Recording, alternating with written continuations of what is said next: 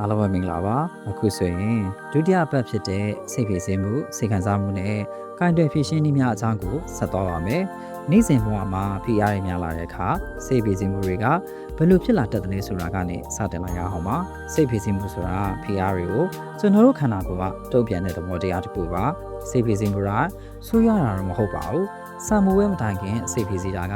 သင်ကိုကြိုတင်ပြင်ဆင်မှုတွေလုပ်ဖို့ကူညီပေးနိုင်ပါတယ်ဒါပေမဲ့စိတ်ဖိစီးမှုတွေအမြဲတမ်းစက်တိုင်ဖြစ်နေမယ်ဆိုရင်တော့ကျွန်တော်တို့ထိခိုက်စေနိုင်ပါတယ်။ပို့ဆောင်ရေးဝန်ထမ်းတရားကိုစဉ်းစားကြည့်ပါ။အလုပ်ချိန်ရှည်လျားတယ်၊ကားပိတ်တယ်၊အချိန်မီပို့ရမယ့်ဖိအားတွေရှိတယ်။ပထမတော့သူတို့ဖိအားတွေခံစားရတယ်။နောက်ပိုင်းကျတော့ပင်ပန်းလာတယ်၊ဒေါသထွက်လာတယ်။ကောင်းကောင်းအနားမယူနိုင်တော့ဘူး။ဒါဟာစိတ်ဖိစီးမှုကကျန်းမာရေးနဲ့မညီညွတ်တော့တဲ့အခြေအနေကိုရောက်သွားတာပါ။နောက်ထပ်ဆွေးနွေးမှာကတော့စိတ်ခံစားချက်တွေအကြောင်းပါ။ဒါတွေဟာကျွန်တော်တို့စိတ်ကနေပေးပို့လိုက်တဲ့အချက်ပြလက္ခဏာတွေပဲဖြစ်ပါတယ်စိတ်ခံစားချက်တွေကပြဿနာမဟုတ်ပါဘူးဒေါသထွက်တယ်ဆိုတာတခုခုကမတရားဘူးလို့ခံစားရတာပါဝမ်းနည်းမှုဆိုတာကိုယ်အတွက်အရေးပါတဲ့အရာတစ်ခုခုဖြစ်နေတာပါ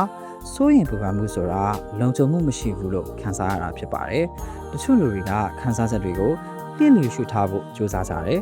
ဒါပေမဲ့ခံစားချက်တွေကပျောက်ကွယ်မသွားပါဘူးစုပုံလာတာပါဥပမာအမျိုးသားတစ်ယောက်ကသူ့ရဲ့စိတ်ဖိစီးမှုတွေကိုဘယ်တော့မှဖွင့်မပြောဘူး။ဒီနေ့ကျတော့ကိစ္စတည်တည်လေးတစ်ခုအပေါ်မှာသူဒေါသတွေပောက်ကွဲထွက်လာတော့တယ်။ဒါဆိုဓာတ်တွေကိုဘယ်လိုရင်ဆိုင်မလဲ။လက်တွေအသုံးချလို့ရမယ်။ဂိုင်းတွေဖြည့်ရှင်းနည်းတွေကိုအတူတူကြည့်လိုက်ရအောင်ပါ။ကျွန်တော်တို့အနေနဲ့စိတ်ဖိစီးမှုကိုလုံးဝပြောက်ကွယ်သွားမလုပ်နိုင်ရင်တော့မှ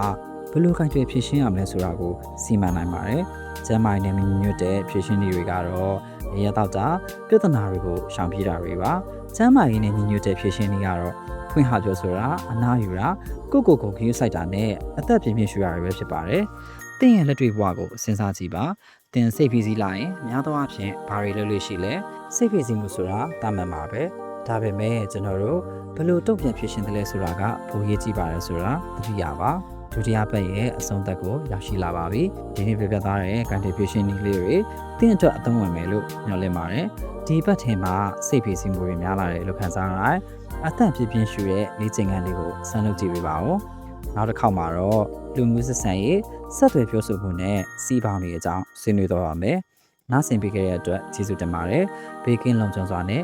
ဂရုစိုက်နေထိုင်ကြပါ။ပြန်နာဆင်နေတာကတော့စိတ်နာခွေရပူဇော်ခြင်းစကားဝိုင်းများပေါ့ကတ်အစီအစဉ်ပဲဖြစ်ပါတယ်။